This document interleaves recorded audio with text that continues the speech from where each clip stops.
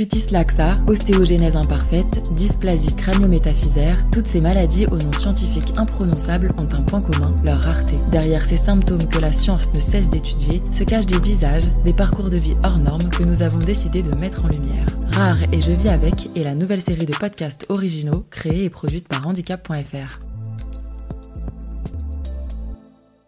Janvier 2013, Caroline Roata vient de décrocher le poste de ses rêves dans un institut de recherche colombien, son pays d'origine. Au moment de signer son contrat, la jeune femme prie pour que sa main ne tremble pas. Non pas à cause du stress, mais d'une raison encore inconnue. Depuis quelque temps, la trentenaire remarque qu'elle tient difficilement son stylo et peine à pianoter sur son clavier. Si elle met d'abord ses tremblements intempestifs sur le dos de la fatigue, ils ne font qu'augmenter jusqu'à devenir incontrôlables. Un diagnostic de tremblement essentiel est finalement posé, mais ne convainc pas Caroline, qui voit désormais ses bras et ses jambes s'agiter comme des ailes de papillon, sans qu'elle puisse les contrôler. À force d'insister auprès des médecins pour obtenir une étude approfondie, elle décroche un rendez-vous avec un neurologue renommé d'Amérique latine. Verdict, maladie de Wilson, cette pathologie rare d'origine génétique qui touche entre 1000 et 1500 personnes en France, empêche son organisme d'éliminer le cuivre, élément indispensable au bon fonctionnement des nerfs et des os.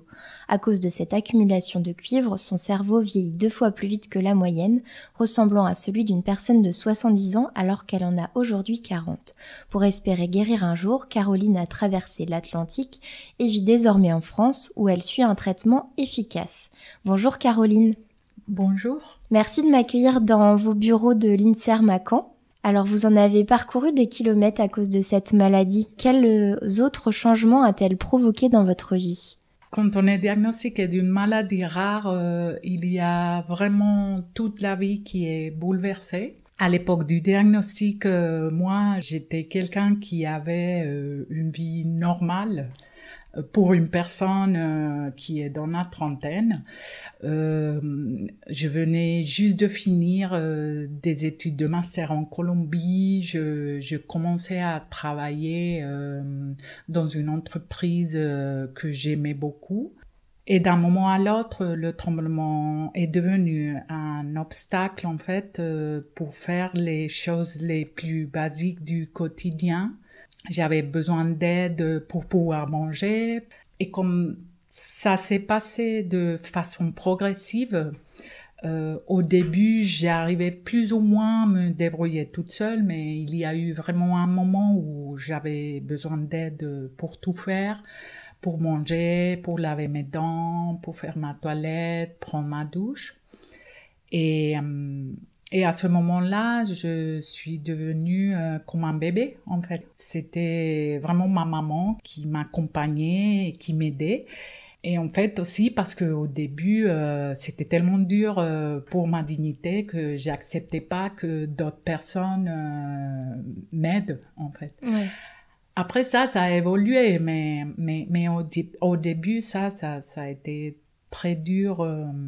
Il y a une scène que je garde dans ma mémoire et c'est la première fois que ma maman m'a aidé à me laver les dents, elle m'a demandé de m'asseoir, d'ouvrir la bouche et à commencer à nettoyer mes dents avec la brosse à dents. Même quand j'en parle, je suis émue parce que c'est à ce moment-là que j'ai compris que j'étais très malade en fait. Il y a eu un moment de bascule, on comprend bien, à ce moment-là.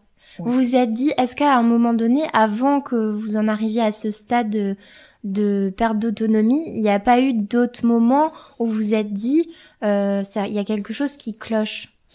Quand ça a commencé, parce que ça a commencé, si j'ai bien compris, par les mains, oui.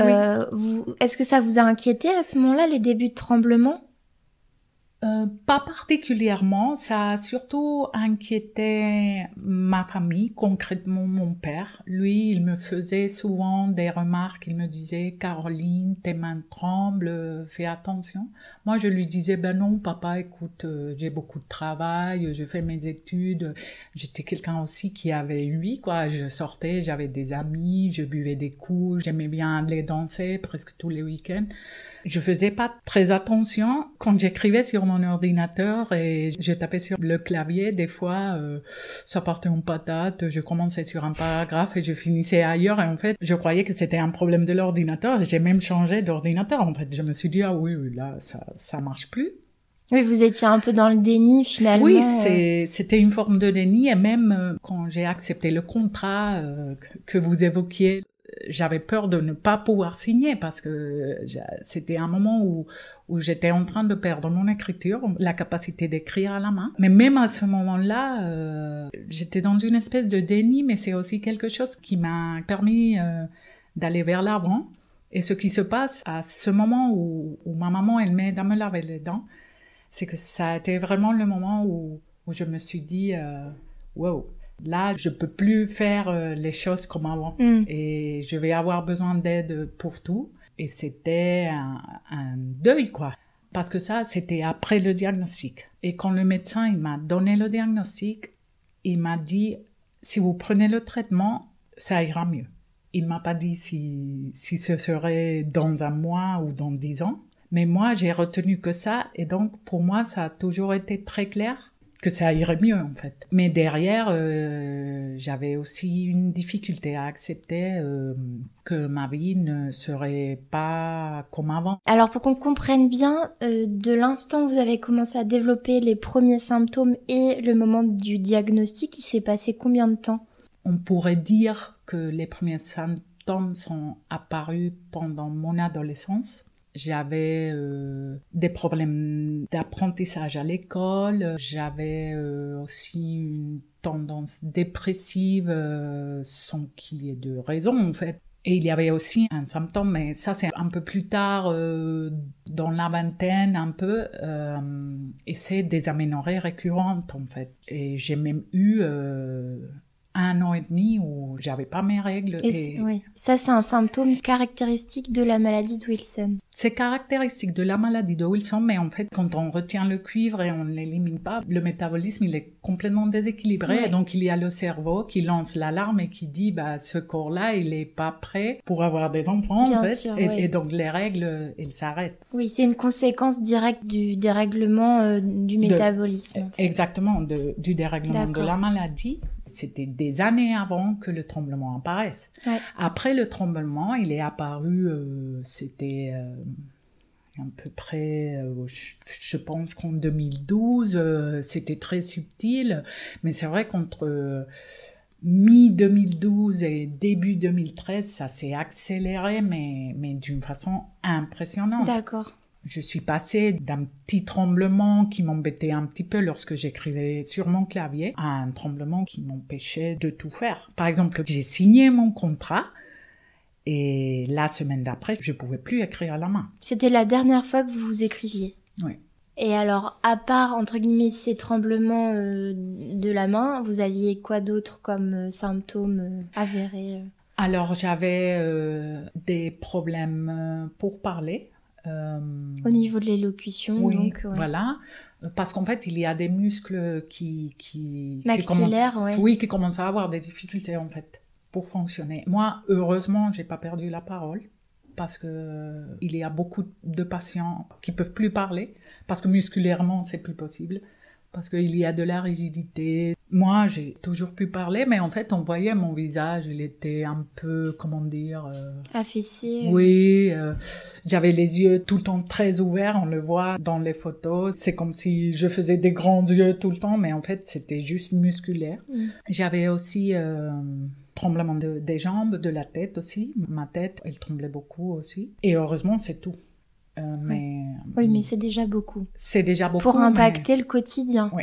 Et donc concrètement, à quoi ressemblait votre quotidien avec ces symptômes ? Quand j'étais en Colombie et j'étais en arrêt maladie, en fait, je me suis dit, bon, allez, maintenant que j'ai le temps, je profitais pour lire tous les livres que j'ai pas pu lire jusqu'à maintenant. Je vais regarder tous les films que j'ai pas eu le temps de regarder. Je me réveillais avec mes parents. Ma maman me donnait le petit déjeuner. Après, je m'allongeais encore et je lisais. Je lisais beaucoup. À un moment aussi, j'ai commencé à enregistrer ma voix dans un dictaphone à faire comme une espèce de journal parce que j'avais besoin de parler, mais j'arrivais pas à tout parler avec ma famille. Et je voulais pas les charger non plus parce que c'était tellement dur ce que je vivais. Je méditais aussi beaucoup.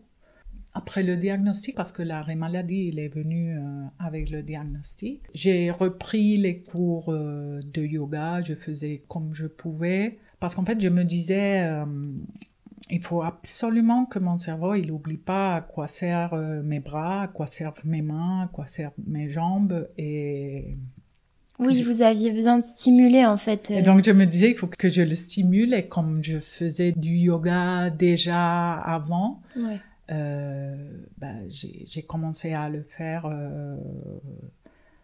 beaucoup en fait. Et après, j'ai continué et c'est quelque chose qui est devenu un élément super important pour moi aussi pour pouvoir tenir. Alors c'est vrai qu'on compare souvent la maladie de Wilson à la maladie de Parkinson. Pour quelqu'un qui n'aurait pas forcément le détail des deux maladies, comment vous pouvez les distinguer ? Bon, moi, je suis pas médecin, mais disons que ce que j'ai entendu, en fait, des médecins, c'est que le tremblement de la maladie de Wilson, c'est un tremblement de type parkinsonien, mais en fait, il y avait par exemple un lien avec le fait que moi, au moment de vouloir faire les choses, si j'avais une conscience de ce que je voulais faire, il y avait le tremblement qui apparaissait. Il me semble que pour les malades de Parkinson, ça fonctionne pas comme ça, en fait. Je crois que le mécanisme, il est différent. Ça veut dire que, par exemple, lorsque vous dormiez, vous n'aviez pas les tremblements ? Non, je tremblais pas quand je dormais. Quand vous méditiez ? Si, j'arrivais à trembler. En fait, le seul moment où je tremblais pas, c'était quand je dormais. Ça m'est arrivé beaucoup de fois de me réveiller, que je sentais que mes mains, elles tremblaient pas, et je me disais, peut-être que là... Ça s'est arrêté, mais dès que je pensais à ça, le tremblement venait. Parce que dès que je pensais à l'action, en fait, par exemple, si je pensais, je vais prendre ce verre, le tremblement était là, parce qu'à ce moment-là, il était permanent. Il y a une part de psychologique, alors ? Non, c'est vraiment un truc de mécanisme cérébral. Après, moi, j'ai jamais cherché à trop comprendre. Je pense que même les médecins, ils essayent toujours de comprendre. Il y a une part de mystère. Ouais. Mais alors ça doit être quand même assez épuisant physiquement et même mentalement de toujours trembler tout le temps. J'étais souvent très fatiguée, j'ai perdu beaucoup de poids. Oui. Sortir, marcher, faire une balade, il fallait que je fasse attention. Et en effet, ici en France, j'ai eu la reconnaissance travailleur handicapé, j'ai eu la RQTH, j'ai eu une aide adulte handicapé, non seulement parce que le tremblement, je pouvais rien faire, mais aussi dû à cette fatigue-là, oui. Vous avez renoncé à quoi comme activité, par exemple ? Quand j'étais en Colombie, j'ai très vite arrêté de peut-être sortir avec les amis, parce qu'en fait, quand le diagnostic il est apparu, c'était tellement choquant pour tout le monde que j'ai eu pas mal d'amis qui voulaient un peu se dire allez Caro, c'est pas grave, la vie continue, donc allez, on va sortir, on va faire des choses. J'ai essayé un petit peu au début, mais je me suis très vite rendu compte qu'en fait non, que j'étais trop fatiguée pour le faire. J'ai un peu arrêté, mais bon, à part ça... tout s'est arrêté, en fait. J'ai arrêté de travailler, j'ai arrêté d'écrire, tout s'est arrêté, en fait. Je m'occupais d'autres façons. Vous m'avez confié tout à l'heure que vous aviez renoncé à une forme d'intimité, notamment le fait que votre maman vous faisait la toilette, vous aidait à vous brosser les dents et je crois même à changer vos protections hygiéniques. Comment on fait pour accepter tout ça à 30 ans ? J'ai beaucoup pleuré. Et ma mère, elle me disait, vas-y, pleure, parce que personne d'autre peut comprendre ce que tu es en train de vivre. Mais après, il y a eu comme un déclic, en fait. Moi, j'étais pas quelqu'un qui avait l'habitude de demander de l'aide. Ça a été un super apprentissage. Et lorsque je l'ai accepté, j'ai commencé à accepter l'aide de tout le monde, en fait. Par exemple, quand j'ai eu l'opportunité de travailler quand même, quand j'étais très malade en Colombie, juste avant de venir en France, j'ai pu faire un tout petit contrat et j'avais embauché, entre guillemets, en fait, je lui donnais une partie de mon salaire à quelqu'un qui est devenu mon assistant, en fait. Et cette personne, par exemple, elle me donnait à manger. Et c'est vrai que lorsque j'ai accepté ça, ça m'a ouvert des portes et ça m'a permis de voir les gens, de pouvoir voir plus la bienveillance en fait des gens. Vous avez quand même assez vite vu du positif dans votre situation qui était quand même pas facile. Oui, après, je pense qu'au début, c'était parce que j'avais pas le choix en fait. Ouais. C'était comme une espèce de négation. Pour vous protéger peut-être Mais vous-même. Exactement, mais pour me protéger, j'essayais de trouver le positif et voir l'apprentissage et ça, au début, ça m'a beaucoup aidé à tenir face au choc d'un tel diagnostic et surtout me voir tellement limitée. Et c'est surtout lorsqu'on a décidé de venir en France avec mes parents, c'était aussi parce que le positif, je commençais à avoir du mal à le voir partout et je commençais à me rendre compte, en fait, que si je restais en Colombie, j'avais pas beaucoup de choix, en fait. Si j'avais comme un petit panier imaginaire où je pouvais sortir les petites choses positives, ben, ce panier il commençait à se vider. Parce que ici en France, en fait, on se disait que avec un handicap, il y a de nombreux dispositifs et des aides qui pourraient me permettre d'avoir une vie autonome. Et ça, en Colombie, ça aurait pas été possible, en fait. Parce que la question du handicap en Colombie, elle est traitée de quelle manière ? Plus que le handicap, c'est les opportunités de vivre une vie en autonomie ayant un handicap. En Colombie, c'est compliqué. Ce qui s'est passé, c'est que moi, on me renouvelait les arrêts maladie chaque mois. Et lorsqu'on atteint un certain nombre d'arrêts maladie renouvelés, on passe directement dans un régime qu'on appelle une pension d'invalidité. Ce régime, il me condamnait à être en retraite, entre guillemets, pendant toute ma vie à cause d'un handicap. Et ça m'empêchait, par exemple, d'avoir des contrats du type CDI, parce qu'en fait, je recevais une retraite, en fait, une pension. C'est pas compatible les deux ensemble. C'est pas compatible. Et cette pension-là, c'était une petite pension à cause de mon âge, en fait.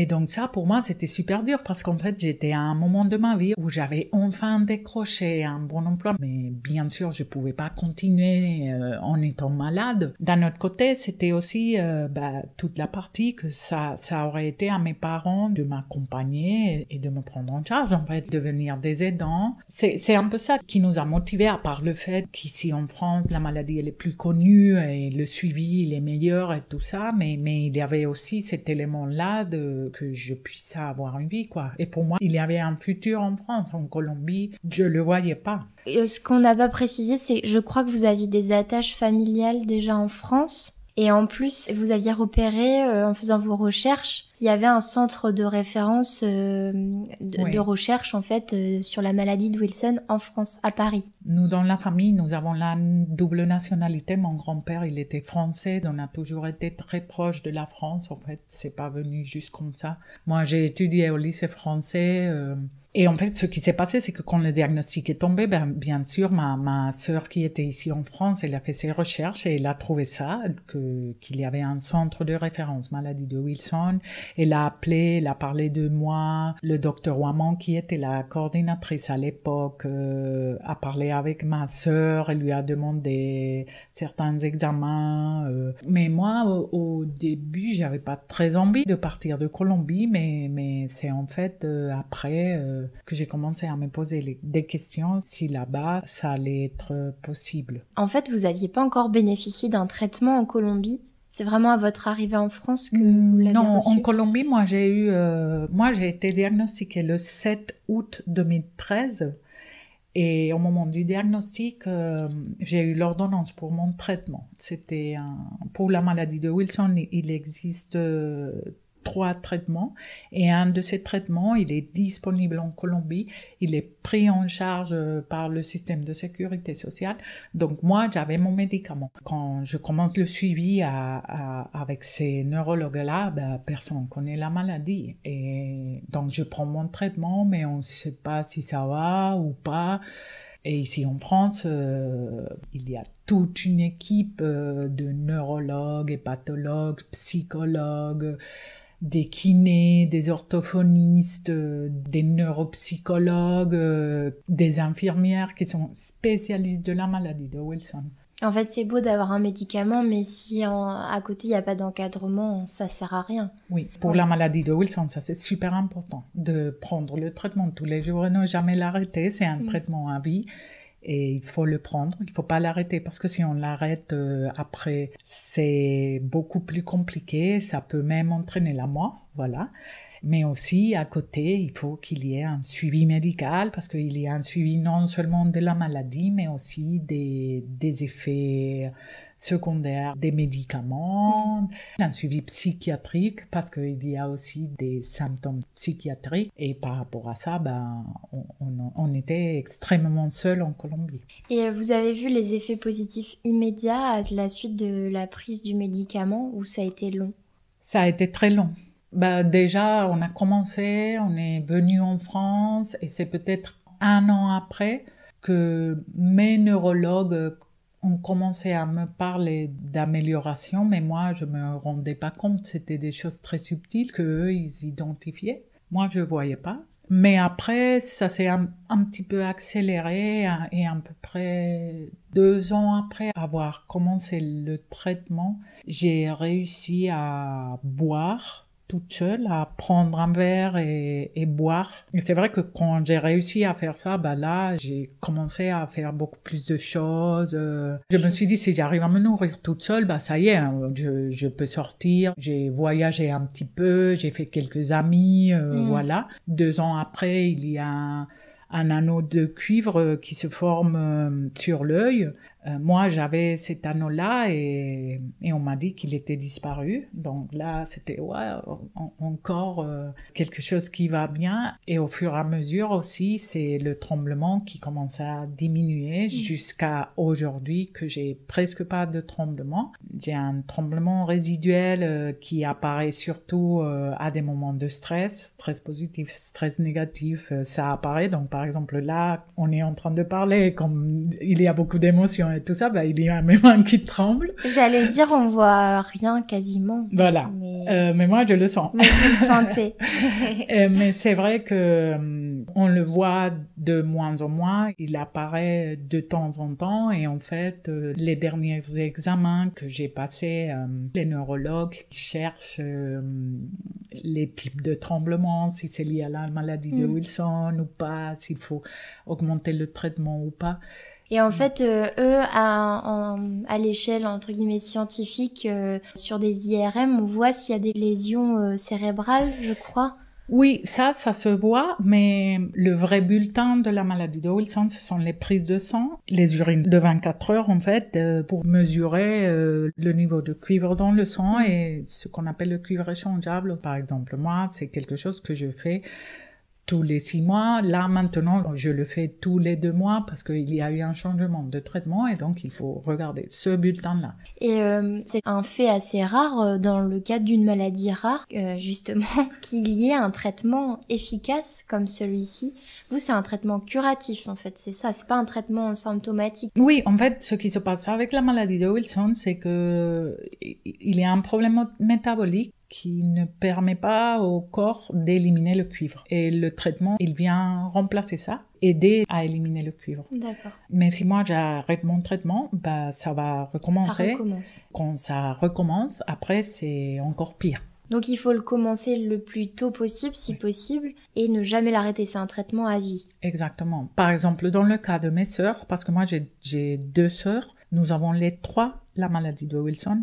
Mes 2 sœurs, elles ont été diagnostiquées grâce à moi et elles ont commencé leur traitement sans avoir développé des symptômes. Et elles donc, ne sont pas porteuses saines, elles sont... non, elles ont la maladie de Wilson. Elles ont été diagnostiquées et elles ont commencé le traitement avant que les symptômes apparaissent. Et donc, vous, est-ce que, en tant que porteuse du gène de cette maladie, vous pourriez transmettre ce gène à vos descendants ? Oui, c'est une maladie récessive et il faut que les 2 parents portent le gène. Et même si les 2 parents portent le gène, il est possible que dans la fratrie, il y ait des enfants qui n'ont pas la maladie.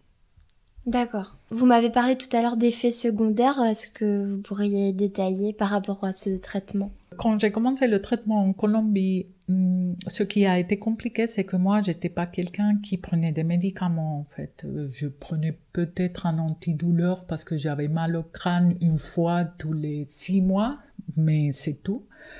Je tombais jamais malade, en fait, et j'aimais pas. Et d'un moment à l'autre, je me retrouve à devoir prendre, à l'époque c'était 5 comprimés par jour quand même, et donc j'avais surtout des problèmes digestifs, j'avais mal à la tête, la nausée. Il fallait que je fasse attention au moment où je les prenais. Après, avec le temps, il peut commencer à avoir des douleurs articulaires, des problèmes de la peau. Et moi, par exemple, c'est à cause de ça qu'on a changé le médicament. Ça va faire 2 mois. Mais je sais qu'il y a d'autres patients qui ont le foie vraiment touché. Et là, quand il y a le traitement, il faut faire très attention. Alors, on a rapidement évoqué la question de la santé mentale tout à l'heure. Et vous m'aviez confié lors de la préparation de cette interview que ça avait quand même eu un fort impact au niveau psychologique, cette maladie. Est-ce que vous pourriez m'en parler? Oui, pour moi, quand le diagnostic est tombé et que j'avais ce tremblement et tout ça, c'était un vrai choc. Et donc, je l'ai géré plus ou moins, je me suis habituée et tout. Et d'un moment à l'autre, le tremblement, il commence à disparaître en fait. Et c'est très bizarre parce que on arrive à accepter, disons, cette étiquette du handicap. Et à un moment, en fait, l'étiquette, elle commence à disparaître et on est un peu perdu, en fait. Parce que, par exemple, pour moi, j'ai passé 8 ans de ma vie à vivre et accepter les symptômes de la maladie. Et quand il a commencé à aller mieux, peut-être que les symptômes physiques, ils commençaient à se calmer. Mais là, il y a tout le contre-coup de ce que j'ai vécu. Donc, j'ai eu un syndrome post-traumatique, j'ai fait une dépression. Et c'est difficile de dire si ça fait partie de la maladie ou pas. Je pense que c'est surtout cette expérience qui est tellement bouleversante que après c'est compliqué de s'en sortir sans avoir des marques, des blessures. Mais bon, en même temps, moi, c'est aussi quelque chose que j'ai appris à accepter parce que en plus j'ai dû quitter mon pays de naissance, ma culture de naissance, et même si j'étais familiarisée avec la culture française, c'est jamais simple. Même les saisons sont compliquées pour moi. Moi, je vais en Colombie, il n'y a pas de saison.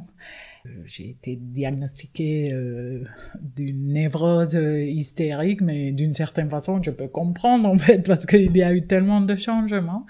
Mais j'ai un suivi et même avec ça, j'arrive à avoir une vie normale. Ou au moins là, je commence à avoir une stabilité que je cherchais depuis longtemps et une autonomie. Et c'est que maintenant que je commence à penser à des choses que les gens ils commencent à penser beaucoup plus tôt, comme le fait de se mettre en couple, avoir une famille, avoir un travail stable, faire des projets et tout ça. C'est que maintenant, à mes 40 ans, que je commence à le faire, en fait. Forcément, parce que votre maladie a mis, entre guillemets, entre parenthèses, votre vie pendant 10 ans. Ouais. Ça a été une pause imposée de 10 ans. Voilà. Ouais. Après, j'ai fait des choses aussi. Je me suis beaucoup impliquée dans l'association de patients Bernard Pépin pour la maladie de Wilson. Depuis que je suis arrivée en France en 2015, j'ai été secrétaire et maintenant je suis la présidente. Et c'est vrai que c'est grâce à cette activité dans l'association que j'ai quand même réussi à me sentir utile pour la société et à continuer à être active malgré tout ce qui était en train de se passer dans ma vie, et non seulement dans ma vie, mais dans la vie de toute ma famille, parce que une maladie, il n'y a pas que moi qui suis malade, mais c'est tout mon entourage qu'on a été très touchés par ça et que heureusement on a réussi à s'en sortir avec beaucoup d'amour et beaucoup d'entraide et de bienveillance et de soutien. Et en fait, je profite pour remercier mes parents et mes sœurs qui sont super importantes pour moi parce qu'ils m'ont accompagnée dès le début et on a passé des moments très très difficiles ensemble. On imagine bien. Juste une avant-dernière question. Est-ce que vous avez vécu des discriminations par rapport à votre maladie? C'est sûr que le regard des gens, c'est très compliqué à gérer quand on a une maladie qui est si visible, en fait. On me l'a jamais dit directement, mais j'ai souvent senti que ça a choqué les gens parce que déjà, je suis quelqu'un qui a son caractère et je suis quelqu'un qui parle beaucoup, je suis assez extrovertie. Quand on mélange ça à un tremblement de main, des fois, les gens, ils comprennent pas, en fait. Mais moi, j'ai très vite trouvé une solution à ça et en fait, moi, je mets les cartes sur la table vite fait et dès que j'ai une intervention ou quelque chose en public ou je dois échanger avec quelqu'un, je parle très vite de mon tremblement et de ma maladie, en fait. Vous anticipez en fait les questions. Oui, j'anticipe les regards. Après, je le fais de moins en moins, mais quand j'avais le tremblement, quand on le voyait vraiment, moi, je me disais non, je le dis direct et comme ça c'est bon. Et moi, je suis pas mal à l'aise et la personne en face de moi, elle est pas mal à l'aise non plus. Oui, et on passe à autre chose. Et on passe à autre chose, quoi. Ça a été aussi tout un apprentissage et c'est pas toujours évident. Oui. Moi, par exemple, quand je faisais mes cours de master, là, quand on changeait de module, et il y avait un nouvel intervenant ou professeur qui arrivait. Pour moi, c'était super dur parce qu'en fait, il fallait que je recommence avec toute cette espèce de justification pour pouvoir me sentir à l'aise. Après, il y a eu vraiment des personnes dans ma vie et même des psychologues qui me disaient « mais vous n'avez pas besoin de vous justifier ».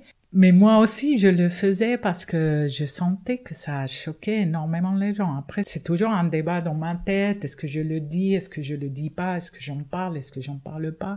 Même dans mon travail, des fois, je suis très réservée, mais des fois, je sens qu'il faut quand même que je le dise et que les gens le sachent parce que ça me fait quelqu'un de différent et ça me fait aussi de quelqu'un d'assez vulnérable quand même sur certains aspects. D'où l'importance d'en parler publiquement dans un podcast. Alors, on a bien compris, vous êtes investi dans une association autour de la maladie de Wilson. Vous êtes aussi chef de projet pour l'INSERM à Caen. Comment vous envisagez l'avenir? Quels sont vos projets à l'heure actuelle?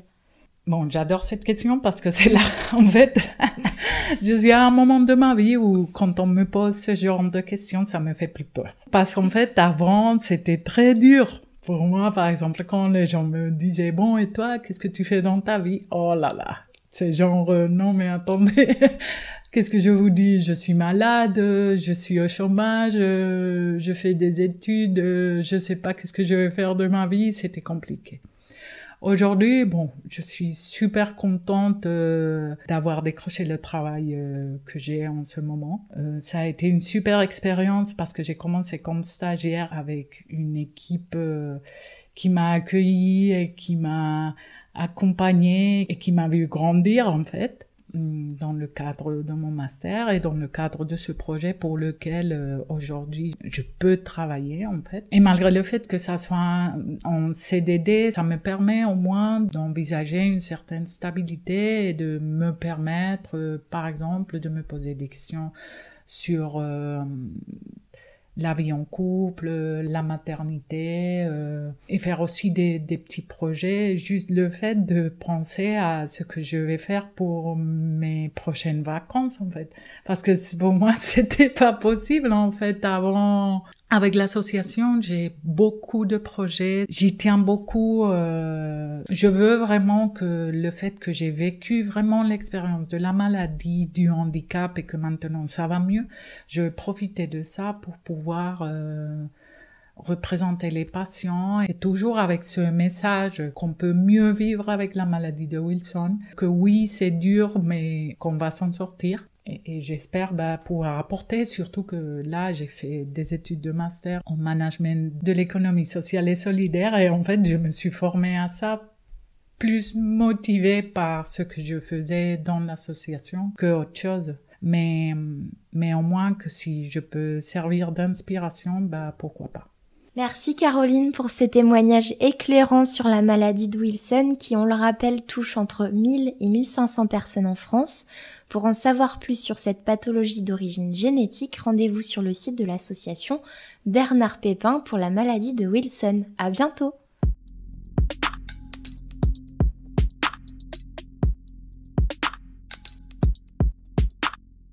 Vous écoutiez un épisode de la série Rare et je vis avec, un podcast sur les maladies rares produit et réalisé par handicap.fr. Pour retrouver tous les autres épisodes, rendez-vous sur le site handicap.fr rubrique podcast ou sur toutes les plateformes d'écoute.